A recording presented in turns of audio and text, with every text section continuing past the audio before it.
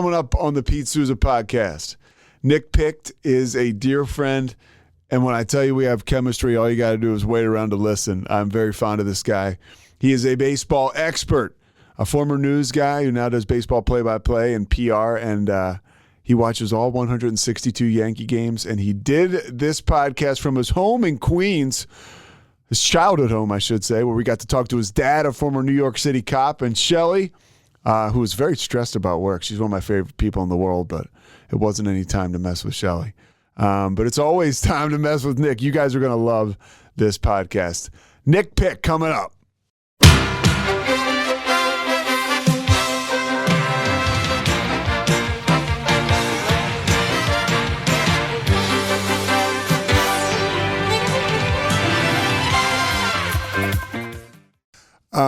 You're back at home in Queens, where you went to Regis High School. What do you want to know? Back home, baby. And back then, home again. And in then my childhood home. And then you went to Boston University. And then you and I worked. You and I worked together at K&OE in Monroe, and then you moved on to Louisville, which is where you are now, and you retired from the news business, and you're moving towards public relations and sports broadcasting.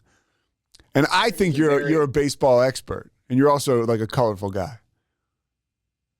Tired of news is like the whitewashed way of putting it, but so we'll go with tired of the news. There are a million other things there, but what do you think about but where is the news business today?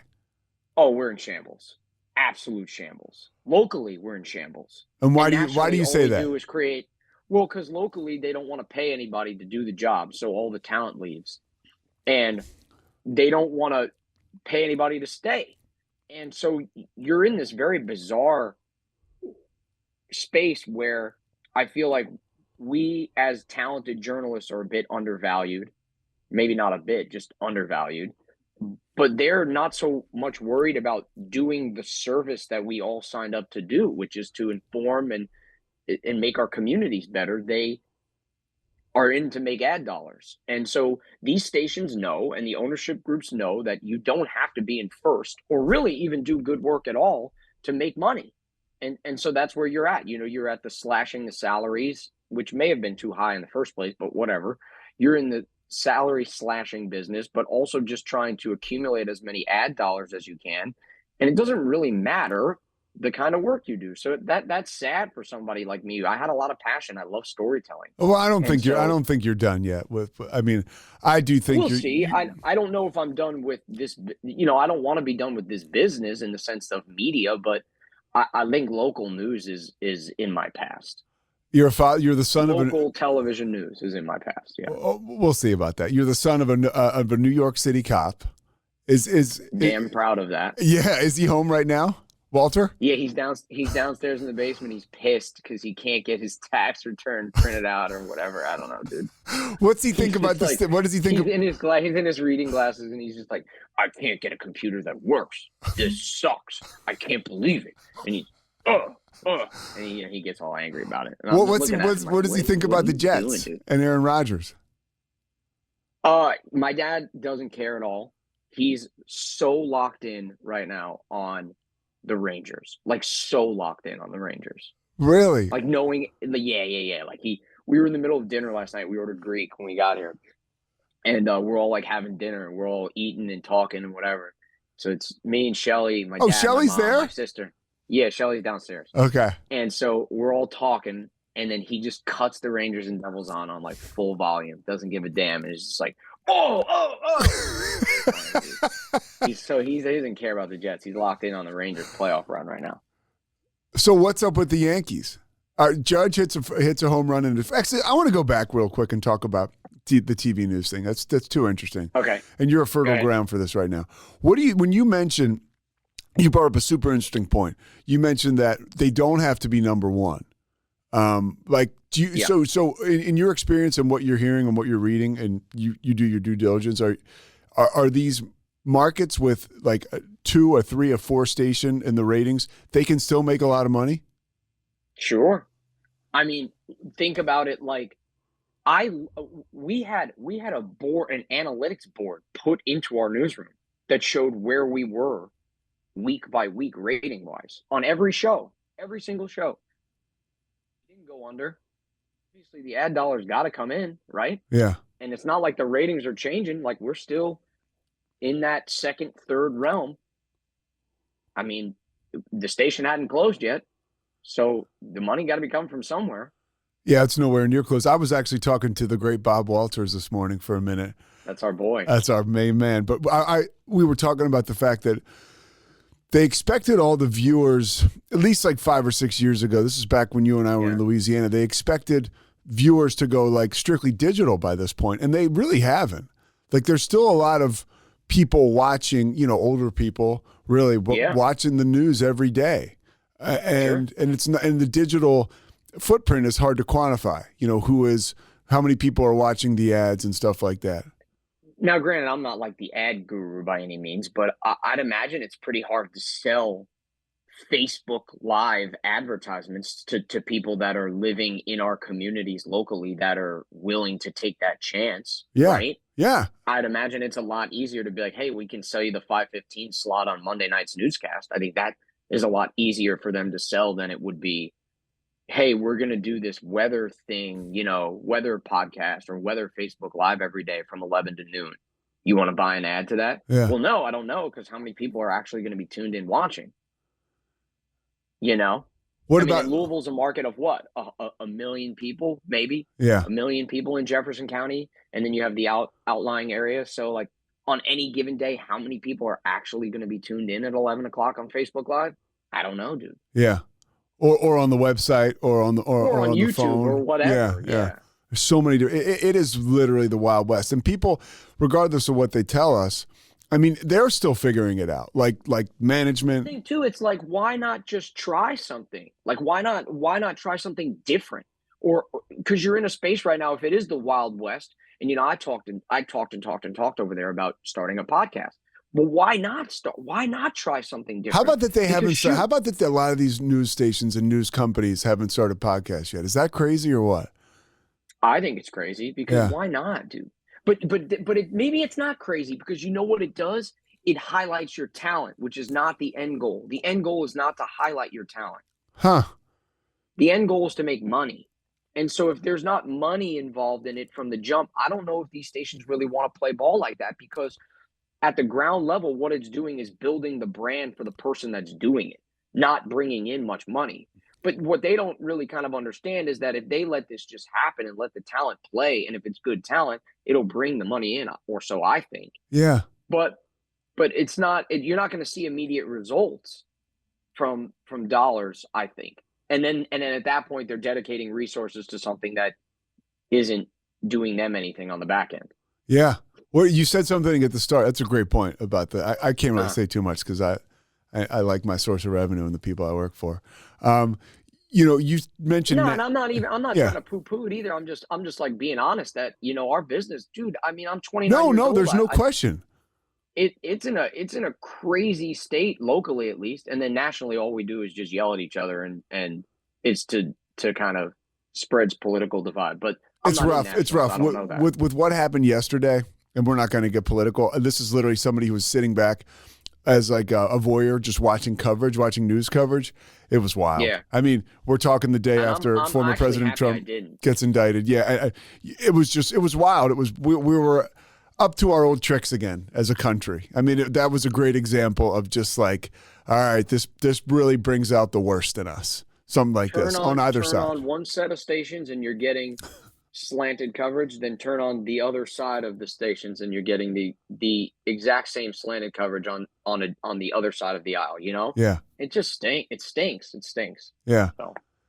There was something else I wanted to ask you about like your background. I forget. If I think about it, I'll ask you again. How did so you did play-by-play this year for Louisville? You're still doing some of that. How was that experience? Calling games for ESPN on, Plus. You know this. This is fantastic. I mean, this is like a dream come true. You were really good, dude. You nailed your open. Your first broadcast, I sent you a note. It was like you had it, dude. You got it. The open is so easy. Think about how many look lives we've done. I know. In our life. You know what I'm saying, dude? Like, come on, that's cake. Did you have trouble? Did you have trouble smiling like when you were on screen? That's always the tough one to navigate your first couple of times because you want to do well. You want to be locked in. And you want to be locked in, but at the same time, like this is baseball. It's fun. You're welcoming viewers in. Yeah. I was and I was nervous too, like, I mean, that was the other thing too, is I was totally nervous because I didn't want to mess up, and it was a fill-in spot. So I got 2 fill-in spots to start. And I wanted to make sure I did a good enough job where they were like, we want you back, because I wanted to be back. I still want to be back. And so I'm in the rotation a little bit here. Oh, dude, you did a really good job. I'm picking up some Bellarmine stuff too. I got a game next Saturday, Bellarmine baseball. So I'm really excited What's about that. What's Bellarmine? Is that's in Louisville? That's a community college? Yeah. Or? Well, here's for all the baseball nuts out there. Brandon Pfaadt, who almost made the Arizona Diamondbacks rotation in spring. Brandon Pfaadt went to Bellarmine. So they were D2. They were D2. Now they're D1 A-Sun. Okay. So Ben Bellarmine's in Louisville? Yeah. Okay. Yeah.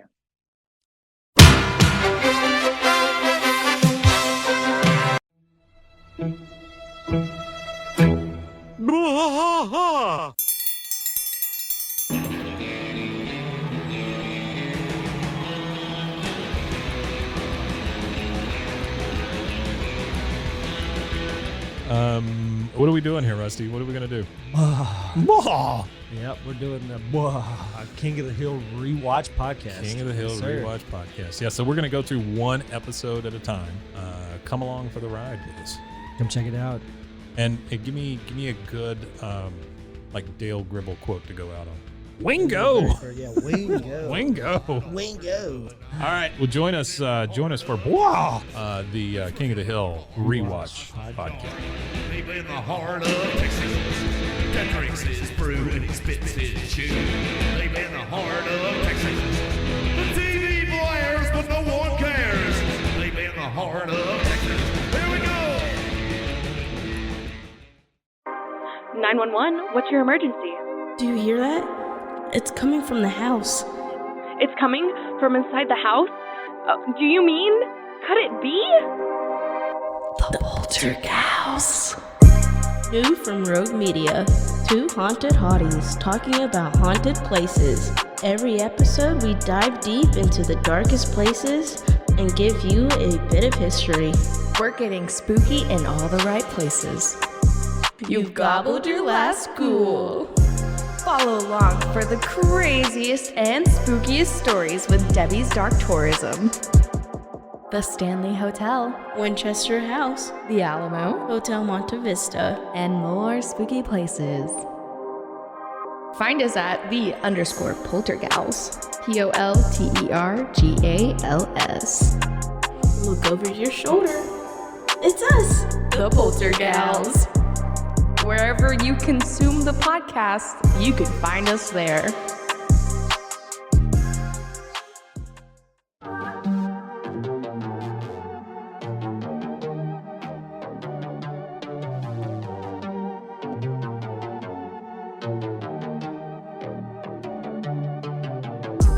Hey y'all, I'm April, Hi, I'm Caroline. and we have a new podcast for you. What's it called, Caroline? Bloody Happy Hour. It's going to be your new favorite guilty pleasure. We're going to talk about some bloody stuff. Serial killers, true crime, Rape. rapists. Why not join us? We'll have a good time. You literally never know. I don't know what I'm going to say. Bloody Happy Hour. Apple Podcasts, Spotify, or wherever you listen to podcasts.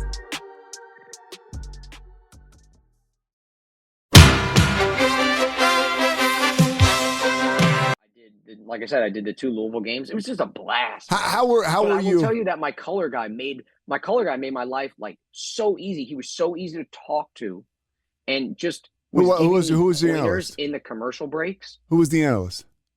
His name is Jeff Milby. Okay. Solid dude. And what's his background?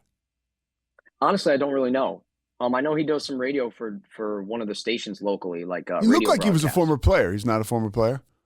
No, Anybody can look big next to you, I guess. Is that? Yeah, I know. Well, when you're 5'5", 140 pounds, I mean, literally, like Sadie looks like a giant I compared thought to you were doing a game with Randy Johnson. Now it kind of puts it all in perspective. Imagine. Honestly, dude, Nick, I thought, I'm not going to blow smoke up your ass. You did a great job. I want to ask you a couple more things about that, doing play-by-play. Did you find it hard doing television play-by-play, not talking?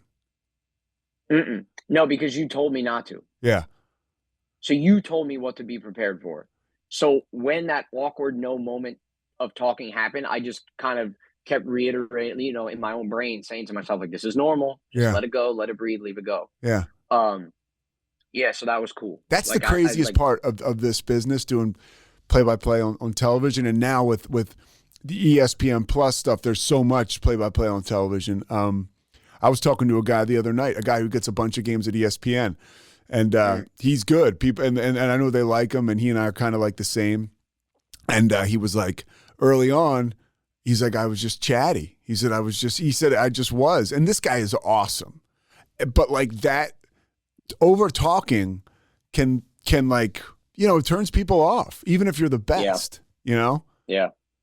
I've been watching, now that I'm doing this intermittently, it's kind of like a referee, right? You start watching games and only watching the refs. Mhm. Like, I'm watching these ball games and I'm only paying attention to what the guys on the call are saying or doing or how they're not. And I've just I've been watching with the World Baseball Classic. I watched all of Joe Davis. Joe Davis is just dude, he's magic. Huh? He's awesome. So like, I've been watching a lot of him. And yeah, it's so funny, man. Like, I DM'd him on Twitter and I was like, dude, like, you're fantastic. I'm breaking in. You got any tips? I got left on red, but it's fine. But yeah, so I've been watching a ton of like those. I've been watching these games and broadcasts, but only in so much as what the play-by-play guys are saying and doing. Yeah, it's a whole nother aspect to have fun and to follow. So you watch. Bro, how about our boy Kevin Harlan when what's it called? The guy from Furman hit that shot, and he's like, Do you know he didn't? Did you read? I read a blog that he and this was true. I believe him. He was not thrilled that like video got out there. He kind of was like, yeah, because I don't think he was pissed, but he was. He was on one of those sports media podcasts, and he was talking to the New York guy. I forget his name. But anyways, yeah, he said that he knew they have that camera at the table, and he was like, "Oh man, I kind of figured they would put that out there, and they did." But he said that's kind of. I'd rather they didn't do that. But yeah, that's where I'm at. It's crazy. He's awesome. Oh, he's so good. I love that. I remember that video that his wife posted of him down in their basement during COVID when he was like calling the games remote. Yeah. That was so fun. He's almost like a guy who would do like a voice on Batman. He's that into it. You know what I mean? Like, it's like amazing to watch a guy like that work. All right, what did you think of the World Baseball Classic? We're going to be real here. You're one of the. How old are you? 29. 29, but you're like a 65-year-old baseball writer. Like, nobody.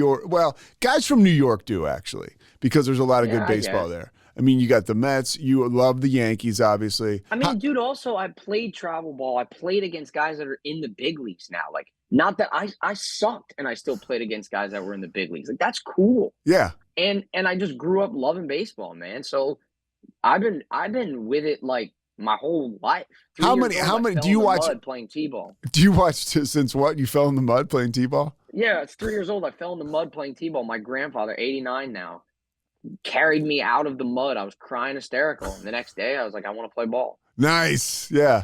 That's like the alcoholic who gets drunk and throws up on himself and says, "Yeah, I want to go back to. Let me get another beer the next day." So you, how many Mets games? I mean, how many Yankees games do you watch? Do you watch all 162 pretty much? A piece of 162, at least a piece of all 162. Does Shelly, your partner, we'll call her. You guys should be engaged or married by now, but that's a whole nother story for another podcast. Yeah. Does it drive her crazy? I didn't spend so much money on baseball. Does it drive her crazy how much baseball you watch, or what does she say? Nah. Baseball's cool because like I just have it on. It's almost like background noise, for her to a certain extent, and I think she thinks it's interesting how passionate I am about baseball. Good turns her on. So I don't think it bugs her. Who? Yeah. I can only be so lucky. You got to see Nick's. We'll have to get Shelly in here for the very end. Yeah, I'll holler out. I'll tell her to come up at the end. I want to talk to you about the World Baseball Classic. One thing that I thought was pretty cool. I love, I've always, and you know this, I was on Mad Dog. Like, I love Mad Dog. And now he's a little more Chris Russo. He's being on First Take and stuff. He's got more notoriety, which I think is cool. Now, he said the World Baseball Classic was, he said even the last at bat with, what was it? Who was it? Ohtani? It was Ohtani and Trout, yeah. And Trout. Like, now, do you consider, Mad Dog was like, it was not that, people are talking about like a classic moment. You know, Ohtani just struck him out. Like, you know, Trout didn't even get any wood on the ball. Like, do you disagree with that? And do you think the World Baseball Classic was in fact a classic, like great baseball? Okay, so first of all, I know Russo does this stuff because like Russo's on First Take now, and it's gotta be. No, like, I'm disagreeing. I'm disagreeing with you. No, he is just a nut. I'm telling you, he is nuts. I love Russo. I mean, and I know you like him, but I don't think he does like. No, I think Skip Bayless does that, and I don't care what anybody says. Like, I think Skip Bayless is like a wrestler. I think Mad Dog is just sort of crazy. He's just a heel, like totally. Yeah. Okay, all right. So I guess my point on the World Baseball Classic is that no matter what happens, the only thing we all wanted to see was Japan and America in the final, because that way Trout and Ohtani, who are the two best players in the world, could face off against each other in some form or fashion. And I was a little upset when Ohtani wasn't going to pitch, and I understand it in the league. The teams were like telling the national teams like what to do, kind of. But whatever. So we got one at bat. And hold on, that's interesting. So, like, managers of or general managers of organizations were conveying to like, hey, don't pitch this guy. Like, you can only pitch him so many innings. That's what we were being told on the broadcast, was that at least to Mark DeRosa, who is the man, dude. Mark DeRosa is the man.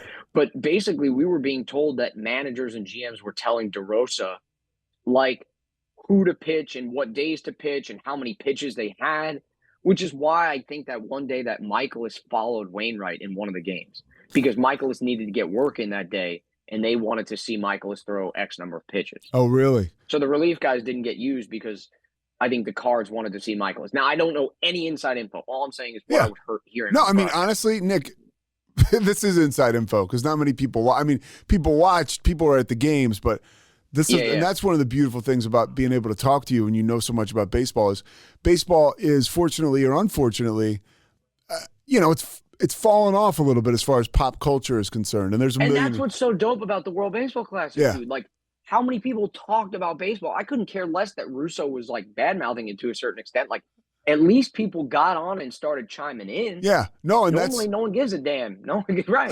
And that's what he was saying on his radio show. Something, like, yeah, I don't care. He was saying this. He was saying that on his radio show. He's like, "Look, we're talking about it the next day," and he's like, "Look, I go on High Heat on MLB Network." He goes, "I love Major League Baseball. I love baseball. I talk about it all the time." And he said, that just wasn't to me a classic moment.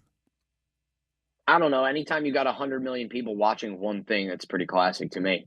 All right, Nick, there you go. That's just my thought on that. I mean, the two best players in the whole world got to face off against each other. It's not something it's guaranteed something that we're not going to see, at least for this year, because Ohtani is on the Angels with Trout. Now, whether he gets traded or not, who knows? Why is Ohtani so special? Dude, I mean, a lot of people don't know. A lot of people don't see him play. He's plays baseball and he plays on the West Coast. He does something we've never seen. If there's a human being on this earth who watched Babe Ruth play baseball, I would like to meet that human being. But I would argue that there's not. And so Ohtani does something that we as like humans have never seen before. A guy who pitches and hits at the same time. Like, effectively. Here's my mother's phone again. What if it's somebody important? I couldn't care any less. So, like, it's amazing. I mean, the guy is a 40 homer hitter, 20 stolen base guy, and he throws 100 with like a sub-3 ERA. I mean, that is just totally unheard of. It's unheard of. Why is it not a bigger I don't deal? Why is care. it not a bigger deal? Oh man, why? I don't know. I think it kind of is. Okay. It's a huge deal. I feel like everybody talks about this guy. I kind of feel like there are starting to get to be people who are getting sick of the Ohtani talk. Really? But dude, what happens if he's a Dodger next year? Are you kidding me? Like, it came out yesterday on opening day. He's going to make $37 million in endorsements. The next guy's like 5. Really? He's the global face of baseball.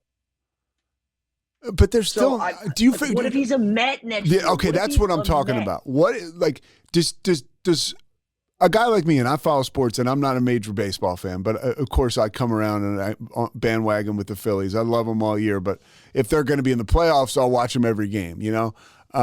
But I don't watch a ton of baseball, and because of my hours, it is a little weird. Certainly don't watch at night. I definitely don't watch the Angels. When they're playing on the West Coast. Do you Watching the think Angels enough to make you want to throw up? So, you do? Yeah, I do. So I was locked in on Ohtani last night. I mean, dude, last well, night. hold on. Go ahead. So, are the Angels is that organization part of the problem too? Like the fact that that is like a Siberia like place to have to play. Totally.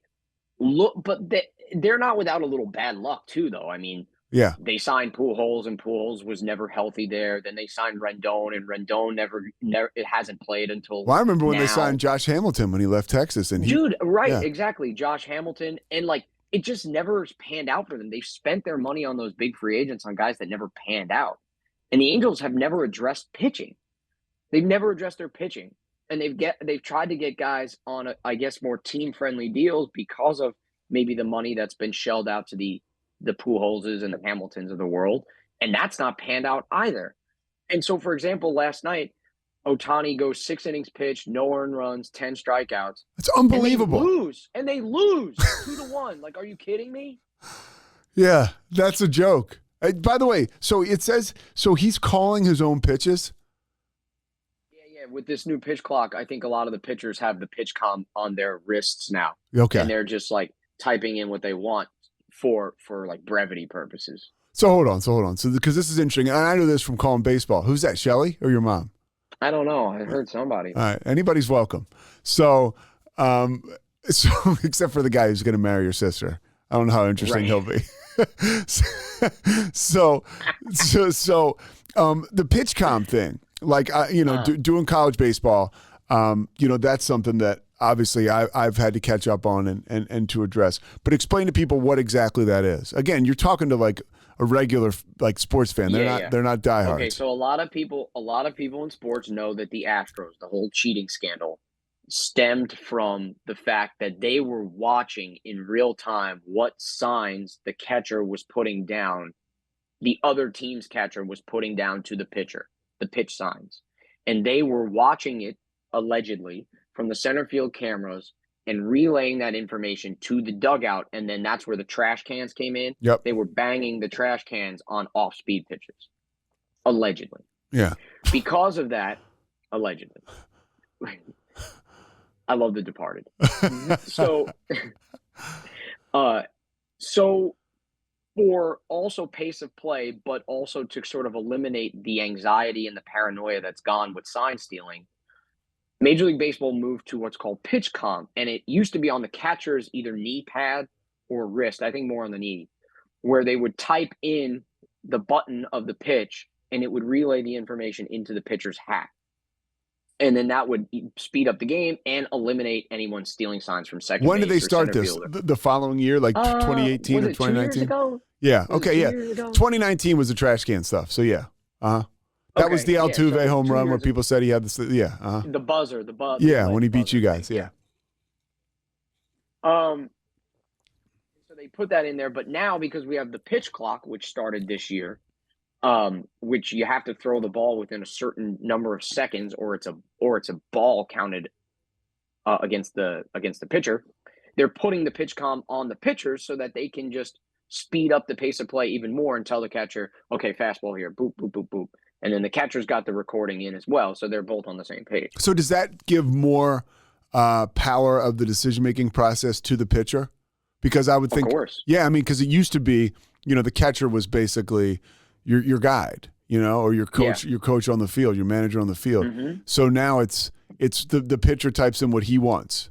He's not. He can. Okay. He can. It's not like both guys can. Okay. But if the pitcher wants to throw something, he just boop boop, and that's it. So that's what makes this news about Ohtani special. Is he basically went all 6 innings calling his own pitches, as far as we know. Yeah, it's like the first time since 1920 that a guy has thrown 6 innings pitched, 10 strikeouts, no runs allowed in opening day, and his team is lost on opening day. So the Angels are just a disaster. So are they going to be like? I mean, they have Mike Trout, they have Ohtani. Are they going to be above 500? Are they in contention? Let's see here. What's their win total? You got their win total on the sheet there. So I got. Wow. Okay, 81.5 over under. That puts them at 500. Doesn't put them in the playoff race, though. 500. No, absolutely not. I mean, you got to think if both those guys are healthy that they're finishing over 500, right? You got to think so. So I would love to see them get like that 87, 88 win mark, and then they're fighting for a wild card. Yeah, that baseball needs that. I mean, 100%. That would be so cool just to get them. And Mike Trout said after the World Baseball Classic, before the World Baseball Classic final, before that final game against Japan, he said, "This is the most important game of my life," which is pretty cool that he said that. The best player in the world is like, yeah, this is the coolest moment of my life. And secondly, afterwards, he said, I needed that because I needed to have that juice again. I needed to have that feeling like I could play for something again. Yeah. And then he struck out. Then he struck out on a disgusting slider. How good is Mike Trout? Amazing. So it's all amazing. I don't even know how quantifiable amazing it is. It's such a shame, Nick, that these guys, nobody watches these guys enough. Like when other players say how good he is, other all-stars say how good he is, that's how you know he's super legit. Okay. Yeah. Let me ask you this. As a baseball purist, even though you're a young man, you are a purist. How did you feel about the pacing of the game yesterday with the pitch count? For me as a broadcaster, I'll tell you this, doing play-by-play this year, college baseball, right? It's definitely sped up the game, but there is a new pacing to adjust to. Even when you're calling balls and you're calling a game and it's like, oh, wait, now it's 3-1? Like I just finished up a quick side combo with the analyst. Yeah. So as somebody watching the game, I know I was a little thrown off by it. I still like it. Get me out of there 2.5 hours. I mean, I did a Tuesday night game it's Tuesday night. It's February. It's Baylor and Dallas Baptist on ESPN Plus. And what a fire game too! Oh, dude, it was a good game. Those Dallas Baptist is good, but it goes into super. They weren't they in the College World Series last year? Yeah, awesome game, but it goes 12 innings. I got a morning show at 2:45. I got to wake up for. We're in the 12th inning, and they're doing like the 5th replay. And I'm like, oh my God, baseball can be. Come on. And I'm trying not to do the Keith Hernandez, right? Like, you don't want to sound bitchy or anything, because you ever hear Hernandez when the Mets go into extra innings? Jesus Christ. He'll openly whine. God. Yeah, I mean, he'll openly be like, let's get the hell out of here. No, he's Keith Hernandez. And I'm very conscious of that. Stay positive. Yeah. This is awesome. It's baseball. And it is. But it gets long. For you, the pacing of the game as a purist, do you like it being quicker, or were you a little thrown off by it? No, dude, you have to come on. You have to get into the 21st century a little bit. I mean, nobody wants to sit at the ball game in the middle of August. It's August 7th, Thursday night. You're sweating your balls off in I don't know, Arlington. Yeah. And it's a 3:45 game between the Rangers and the Angels, it's just oh my God. Did you feel someone get me out of here? You got to move up. I did notice though, the games definitely seem quicker. Really?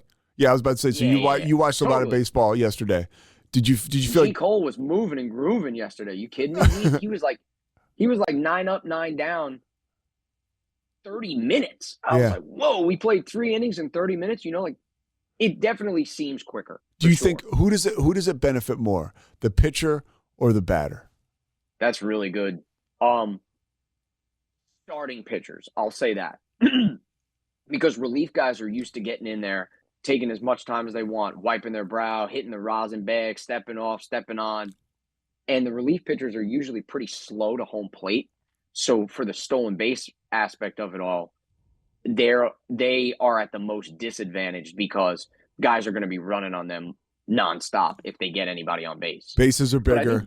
You can only check on the runner twice. Pitchers, yeah. And some of those guys don't even check on runners. They just will like do what they do, go through their normal motion and not even bother because guys weren't going to steal anyway. Yeah. Now they probably will. Yeah. Yeah, that's interesting. But I would say it puts the relief pitchers at a super disadvantage. And the starting pitchers, especially if from Jump Street, one of those really big ace starting pitchers is moving and grooving, good luck hitting him. Yeah, and that's what that brings me to my next question. What's going on now in baseball with the pitch counts? Like to see that Ohtani's pitched 6 innings last night is pretty awesome. I don't know what his count was. I don't know how many pitches he got up to, but I'd have to look. Yeah. Will this pacing, I guess it wouldn't make a difference as far as like, arm strength and wear and tear, but where do you think we're going with the pitch counts, with the analytics, with the 3 innings for a starter? I hate that. I mean, I'm old school. I absolutely hate it. I know it's the way that baseball is headed, but what do you think about that? But keep it basic. I don't know. I think anytime you can use data to help your cause, then you should. And you should stop relying on the human eye, which we know, especially in tough or adrenaline-filled situations, can be flawed. But to a certain extent, like baseball is beautiful because of the human error. That's why we haven't gotten rid of those guys behind the plate yet. God almighty, they are awful. Oh, really? Are they worse than ever? Oh, my God, dude. Yesterday, Garrett Cole threw a pitch. It was like down the middle. Laz Diaz just calls it a ball, and you hear Cole go, Jesus, Laz. as loud as possible. The mic's pick it up. It's awesome. Yeah. I think the pitch count is funny because I keep going back to with the pace of play now and the clock, how some of the starting pitchers would be gassed after 5 innings. Like, get the ball, throw the ball, get the ball, throw the ball. After 5 innings, you got to be sucking wind. But so far, the data shows that they haven't lost any miles per hour.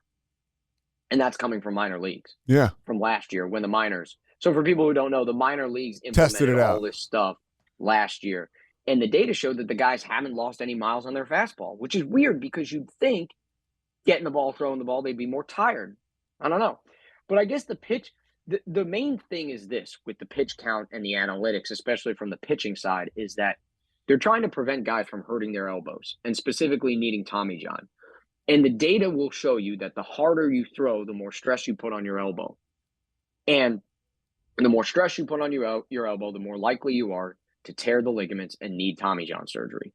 So if we can get Ohtani, if it means that we can only pitch Ohtani 100 pitches a day every 5 days, but we can see Ohtani healthier for longer, then I'm all for it. Yeah, no, that's a great answer. We just need guys on the back end of the bullpen who are just going to tidy it up. Has the quality of pitching gone down? No. No way. It's gotten better. No way. Yeah.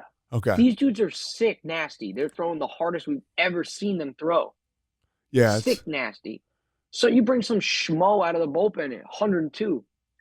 Like who is this guy? Where did he come from? Let me ask you this. Why can't guys throw strikes anymore like they used to? I've noticed control in the games that I've called, control has been an issue. The guys throw so hard, and we're teaching velocity now, and we're not necessarily teaching repetition of mechanics, which will fall off if you're trying to throw as hard as you can. You're not going to be able to replicate your delivery over and over and over and over again. Whereas like Greg Maddux was just up, down, and out. Boom, every time. His release point. But these guys' release points, when you're trying to max exert yourself, it's hard to repeat your delivery over and over again, which makes someone, not to keep going back to Cole, but I just watched him yesterday. Yeah. But like, it makes Cole a marvel because the guy is 99 to 100, but his delivery is so repeatable and he like you never see when you see him miss, he sees what he did wrong and is like instantly able to correct that misstep. That makes him amazing. What do you think about? This is the last question on the pitch count stuff. What do you think about when you see a pitching coach or a manager take a guy out who literally is in a rhythm? It's like, okay, we should keep him going, maybe at least to finish out this inning. But he hits that pitch count and he's gone. Like, do you agree with that, or do you think maybe let the guy finish it out? Add a little bit of the human element to it. It doesn't bug me on what's today, Pete? March 31st, right? Yeah. Yeah. It doesn't bug me on March 31st or like April 16th or like June 1. It bugs the hell out of me in September because it's like a lot of these teams are fighting for playoff position. A lot of these teams are fighting to get in the playoffs. I mean, damn, what's it called? Kevin Cash did it to Blake Snell in the World Series. Yeah. And that was in 2020. He took Blake Snell out, who was rolling in the World Series, and the Rays blew the game.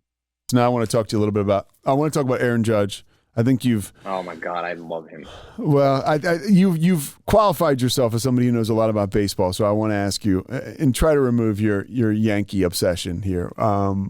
Okay. Is this guy one of the best we've ever seen? I mean, truly, is he one of the best we've ever seen? And first, answer that question. Yes. Short answer is yes. He's so good, dude, and he's like tailor-made for the Yanks. Yeah, I mean, 100%.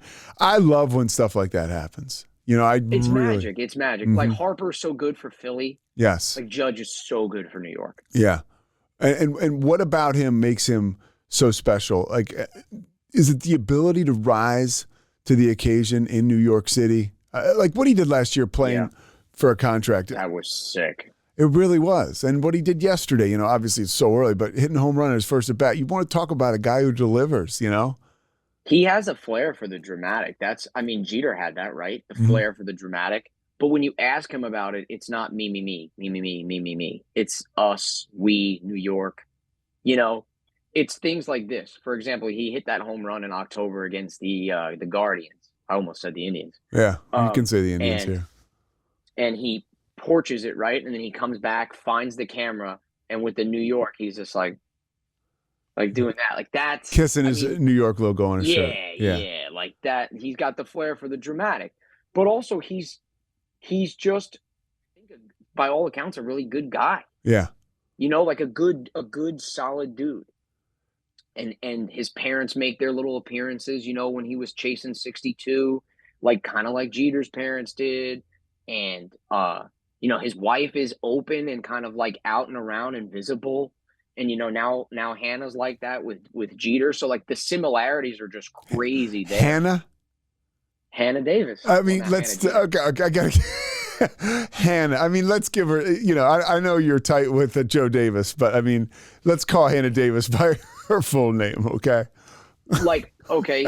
But I just mean in the sense that, dude, I totally get what you're saying. Like, they're so they get their role. They're almost like the New York Yankees are almost like Camelot or the royal family in a sense. And I think that when you play for the Yankees, a lot of guys say it's different playing for the Yankees, but I don't, for him to be so out and open about Yankee fans are the best fans in the world. Yeah, they're passionate and they're kind of sometimes like nasty, but it's only because they really care. They'll follow you to the ends of the earth. I want to be with this organization. This organization means the world to me. When Hal Steinbrenner called me and asked me if I wanted to stay a Yankee, I said yes. Like, those are the things that Yankee fans identify with, because it feels like if you live in New York and you are in New York, you're a Yankee and there's nothing else. Did Bob Costas talk too much in that playoff series? Oh, my God. Did he? A lot of people said that Bob, he overtalked. And it. Well, he was like, deep fly ball to right. Judge has hit a homer, and he is excited. And the fans are excited. The bench is excited. The Guardians are not. Like, that's the best you got, Bob? Like, I put my guy Souza out there to do a better job. Yeah, I think he has said since that he didn't do as well as. I think it's like. You think it's over for him? I didn't love get the Five over for Costas. Bobby. All right, let's talk a little bit about this season. I want to go through some over-unders with you. All right, so first thing is first. The World Series, right now you got the Astros are favored. They're plus 600. The Braves are plus 750. The Yankees are plus 750. I'll just go through the first 5 or 6. Dodgers plus 800. The Padres plus 850. The Mets plus 950. The Blue Jays plus 1,200. And the Phillies will stop there for me, plus 1,700. Now, are the Phillies so low? Does that Rhys Hoskins injury just cripple them? Yeah, dude, that sucks for them. Like, there were a lot of people who thought that, and this was a walk year for Rhys too. So that sucks for him, man. Yeah, I think that hurts. Every team, though, in that list kind of has a fatal flaw. Like, the Astros lost Verlander, so can all of that young pitching stand up? Maybe. The Braves don't have a shortstop because they lost Swanson and sent Vaughn Grissom down. Who's next? Yankees. The Yanks, I mean, the Yanks are the Yanks, right? They still have the same problems that they had going into the trade deadline this year. Which are? They need another arm, and who's going to play left field consistently? Dodgers. And is Volpe it at short? We don't know. Okay. We really, truly do not know. As excited as everyone is, we don't know.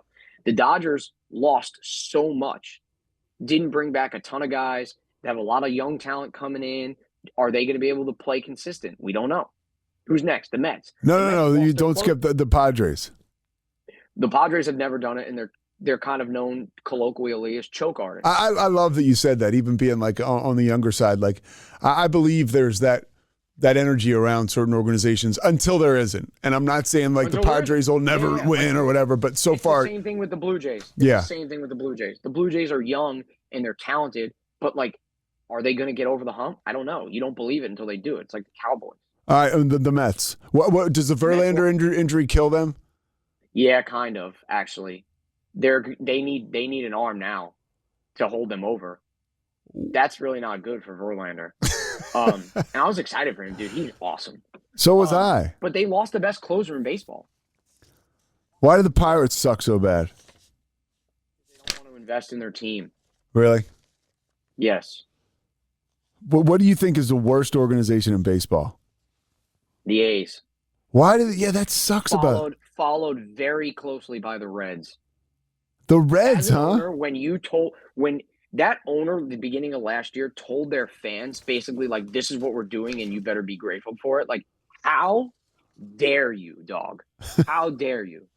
If I were a Reds fan, I'd never spend $1 there. The only reason I go to Great American Ballpark is to go see the better teams come beat up the Reds. Oh, because being in Louisville, how far are you from Cincy? Like an hour and 20. Oh, great. Cincy's slept on city too. Yeah, Cincy's cool. I couldn't agree with you more. Downtown Cincinnati is really cool. Nobody does opening day too, like that Ballpark Village, like they do down there. That place was swamped yesterday. You just saw pictures and stuff? Yeah, I saw a mad video on Twitter. Yo, why do the Rangers, why can't they, I mean, the last they were heard from really was the 2011 World Series. I know they've been heard from since then, but I mean, they're still being here in Texas, Central Texas, and you know, they're like an hour 20 from us. What's the deal? Why can't they get out of their own way? Well, for the past 10 years, they're like all their amazing talent got old and they had to put it away, kind of like retiring and moving on and what have you. And so they've kind of been trying to rebuild, and the prospects haven't worked out too much. But now, like they've spent a ton of money on guys, Seager and Simeon, DeGrom, and John Gray, and I think they signed a couple other guys, Eovaldi. Like, yeah, let's see them put it together. DeGrom laid an egg though yesterday. He did. He was trash yesterday. Yeah, like 6 runs in like 3 innings or something, 5 runs in 3 innings. Phillies clapped him up. Your boys clapped him up. Yeah, but then they beat us at the end. They came back. Yeah. Nola got clapped up too. I'm a little worried about the Phillies. All right, a couple more things before we and before we get Shelly. Okay. Wait, quickly. My point. I'm sorry. On the World Series thing is that like every team kind of has a fatal flaw. So which team can overcome it or fix it? Okay. And if you're a gambling man, I kind of like the Pods, right? Like they're a little off the beaten path. I kind of like the Mariners if they can put it all together. Mariners are 18-1 to win the World Series. Yeah. plus 1,800, right? Yeah. Yeah, I kind of like the Mariners. Padres are plus 850. Any long shots that jump out at you? Deeper than the Mariners. Give me some. Okay, we got. I'll start deep here. We got. How about the Red Sox? They're plus 5,000. No, they stink. Well, all right. Their pitching is a disaster. Okay. The Twins plus 3,500. No. How about the White Sox? The White Sox beat Houston yesterday. They're plus 3,500. If their young talent pans out, they could make things fun and they could win the Central. Yeah. Can't believe you know and if this you win much your about division, baseball. Then you get a series. and you're at home and yeah. All right, the Crazy Angels plus 3,000. No. Okay. What about the Phillies? Do They need pieces. They need pieces if they're going to try it. Now the Phillies have maybe become like an attractive longer shot at plus 1,700, right? I saw some crazy gambling stuff yesterday that no team has won the World Series at higher than plus 3,000 since like 20 or 25 years ago. Which makes the cutoff the Angels. The Angels are plus 3,000. That's an interesting stat. What's the Cardinals? If they get a starting pitcher, then they're in business. They're plus 2,000. Cardinals. That's my bet right there. Really? Plus 2,000 for the value. Yeah. What about the Orioles? Still really suck, huh? No. They're hitting it. They're gonna bash the ball all year long, but they can't pitch. Will they make the playoffs? They could. That's interesting. That'd be super fun. All right, let me ask you this. Why do the Cubs and Tigers, why have they been bad recently? Same thing the Tigers was with the Rangers, is that they kind of had all their guys get old. Victor Martinez and Cabrera got old, and Prince Fielder retired early because of the neck thing. And then Verlander and Scherzer left. So they lost guys, and it just hasn't panned out since. Are the A's? And then their big prospect, there's that kid Spencer Torkelson. He got picked first overall. He was really bad last year. Oh, really? Like really bad. Hit almost under 200. Where, in the minors or in the bigs? No, in the bigs. Okay. He had to get sent down. Yeah. Are the A's going to move to Vegas? They're going to Vegas. What do you mean they're going to Are they really going to go? Wait, I got some inside info for you. This is I get my inside info. See, I'm man on the street. I'm blue collar. Yeah. You're man of the people. So I was man of the people. So I was in Vegas. Shelly and I were in Vegas in December. And we're talking to some local who's been there 40 years. He was driving us around in an Uber. And he was like, yo, I'm telling you right now, see this little piece of land right here? And it was right between the Strip and Old Vegas, this little kind of bridge connecting strip. And he was like, I'm telling you right now, they're putting a baseball stadium there. And apparently it's more or less from the Vegas local government side, pretty much not if, but when the A's come here. Wow, that's good information right there. That's inside info from the Uber driver who born and raised in Vegas. How do you think Vegas would embrace baseball? I don't know, man. Well, are the Allegiant Stadium? Allegiant Stadium is sick. Allegiant Stadium. Yeah, I was there this year. It's unbelievable. What about so the Vegas Knights? They do really well, right? Knights game when I was in Vegas because the Rangers were in town. Dude, that's right. They did it up nice, dude. They did it up nice. It was a whole production. It was super Vegas. It was cool. Now, I would guess that game would be almost a sellout because of all the New Yorkers that are in Vegas. It was like MSG West. Right, yeah. But so do you think that they have the support for a baseball team out there? 81 home games? I'm not sure. 30,000 people, I'm not sure. But then again, two of the better players in our league today, you should know, Pete. Bryce Harper. Are from Vegas. Yeah. Harper and Chris Bryant are from Vegas. So I guess the travel market is there. Yeah. But I don't know. I'm not sure. All right, a couple more things. So, boy, this has been so much fun, Nick. Let's take a look at all right, over-unders. Judge. Let's do it. Over or under 62.5 home runs? Way under by 17 or 18. He's a 40 to 45 guy this year, I think. If he hits 50, I'll be shocked. Well, now, why is that? I just think last season was magic, and to expect a guy to do it again is kind of impossible. How many times did McGuire hit 70? I don't know. How many times did he take a lot of steroids? Once. Yeah. How many times did Bonds hit 70? One. Yeah, that's true, even with everything. Like my boy Eminem once said, you one shot, one opportunity. Is Aaron Judge clean? Yes, dude. Come on, don't you miss me with that garbage. Miss me with that garbage. He's clean. I'm just has to be.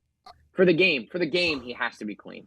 I can't. If we found out that Aaron Judge was dirty, it'd be like, as a baseball fan, I'll be crushed. I think that everybody. Honestly, I think Red Sox fans would be like. There'd be a quiet side of them. That Every was like, baseball fan should be crushed. Yeah. All right, where's Shelly? Get Shelly up here. All right, I'm gonna have to leave though. I'm gonna have to yell at her. That's fine. All right, no more gambling odds you want to talk about? I don't think so. No, because everything else is Ohtani. Like, will Ohtani win the Cy Young Award? Let's run through it. All right. Clearly somebody's prepared. All right, Ohtani, total regular season home runs, over or under 34.5? Over. I think he's a 40 guy this year. Really? Yeah. Total regular season stolen bases for Ohtani, over or under 20.5? I think he runs fewer times than we think. I'll say under. Okay. Could he be a 40-40 guy? No, he won't. Okay. No. I don't think he gets on base enough to steal 40. Okay, good call. Ohtani to win the Cy Young Award. Now he is plus 850.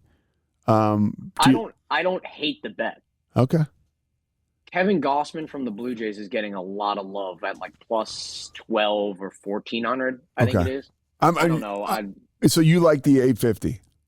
Yeah. I don't think that's a bad bet at all. I love how you got us doing this because this is. I love Any this. Other schmo, I love this one. You ready for this? Let's do it. Ohtani to win the Cy Young and MVP, 10-1. Is that even possible? What is it? So he would win the Cy Young Award and the MVP. Plus 1,000. Yeah. I mean, if you have spare money and are having a fun time not expecting to win, then why not? But let me ask you this. Could he win the Cy Young? Yes. Could he win the MVP?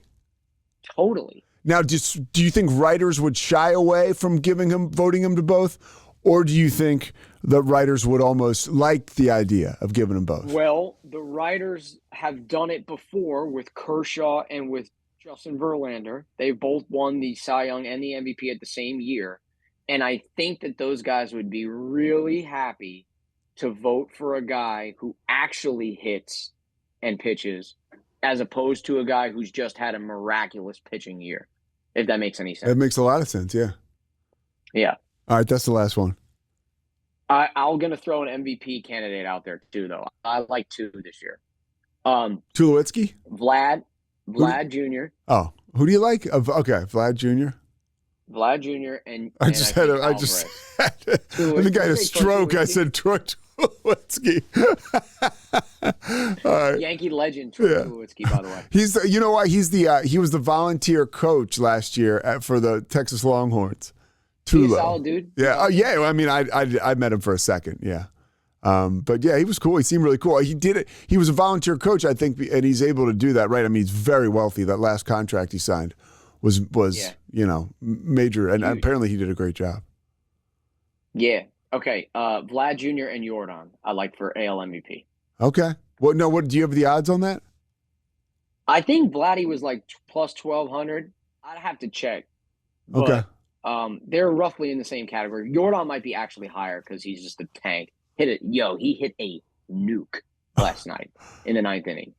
All right. By the way, it's so fascinating to be around such a major baseball fan. I always thought that about you. All right. How about your fantasy draft? How did that go this year? Baby. How did that go? We are. So I have one team that's a 14-team dynasty keeper, and off to a solid start. That draft is always hard because I have like tiers of keepers, and every draft round goes to a different tier, which is like how you can keep the guy. It's kind of stupid and nerdy, but I like it. You think? I've had Adley Rushman on my team. I kept Rushman this year, and Rushman went 5 for 5 yesterday. I saw that. Yeah. Animal. And then my redraft league is a 10-man redraft. And I picked Vladdy and Jordan back to back at the 10 and 11 turn. So let me ask you this: how many years have you been in both these leagues? The dynasty, I think, is 7, and And then the 10-man the 10-man redraft this is our 11th year. Yo, and how old are you? 29. So, what's the biggest piece of shit move somebody in either of your leagues has pulled already this season? No, not this season. It's not been done yet. But big time, like scum move is back in the old days when we were younger. The commissioner of our league, because nobody realized this, the commissioner of our league set the league where we didn't have like acquisition limits every week. So, bro, he was picking up starting pitchers every day. The minute that the games went live for, let's just say, Tuesday, he was picking up Wednesday starting pitchers because they would go in the probable category in fantasy. Scum move. And nobody knew it because we were all like 21, 22. And he was just like dominating the league. And we were like, dude, what is going on? And then somebody finally tracked his acquisitions and was like, dude, Dave picked up 20 pitchers this week. And so what did you do? We just all started doing it back to him. And then it became a mad dash to pick up starting pitchers. Did Dave win? Like, he won like several years ago, like back to back to back. Okay. We were flabbergasted by the whole thing. I mean, last 3 years, I've gone first, second, and third. So hopefully I'm not regressing. Are you growing a mustache? Nah, do I have? A little bit. It's probably ugly. I just haven't shaved. All right, get Shelly real quick before we go. My team name is the Newt Kids on the Block this year. Lars Newt Bar. So here we go. All right, hold on. I'm going to get Shelly. All right, cool. Shelly, come up here. Pete wants to say hi. Not really. What did she say? She said she's extremely busy. Can I take the phone to her? Oh, get up here. Are you serious? Whatever. Oh, my gosh. Shelly's so important. All right, good. Let's go see her. We're moving. We'll go see her. Shelly was the first person that my dog, Sadie, really connected with, which I'll never forget. Who? Hey, so I got a little story for you. So you can talk to her.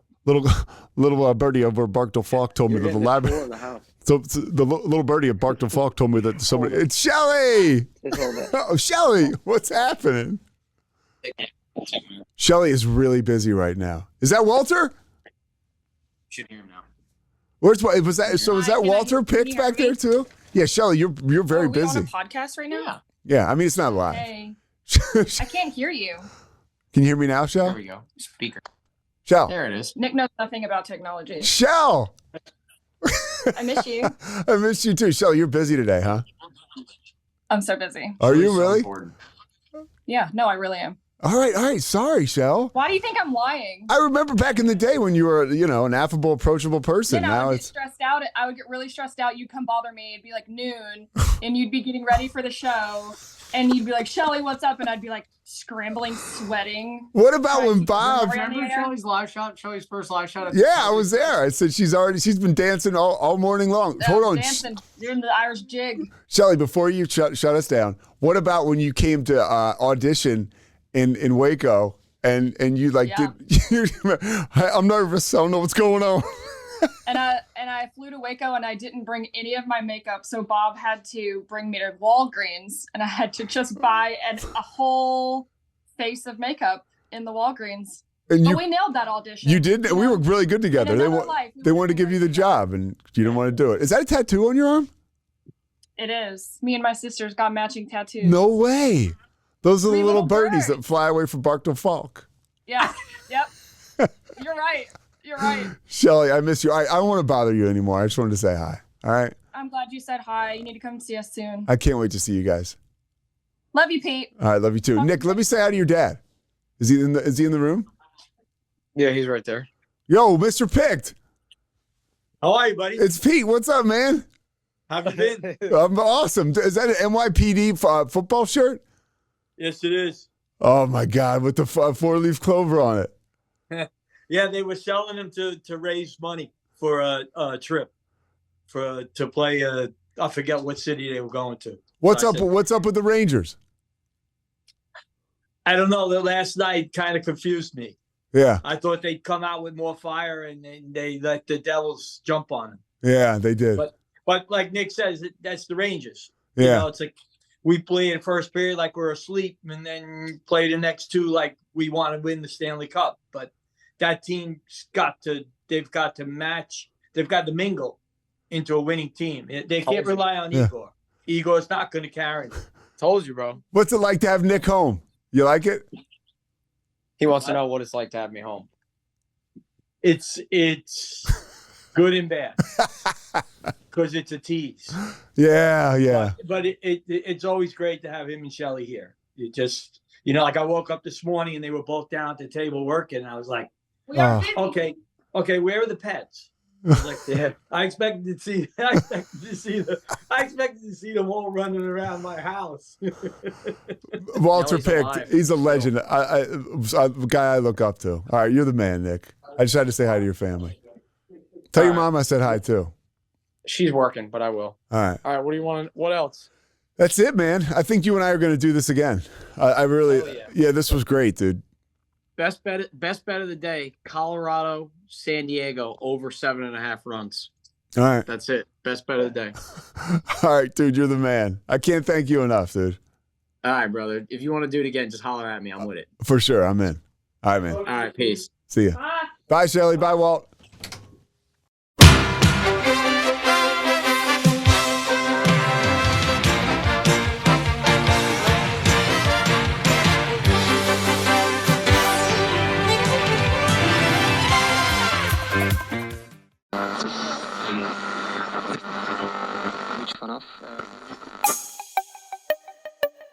This has been a Rogue Media podcast.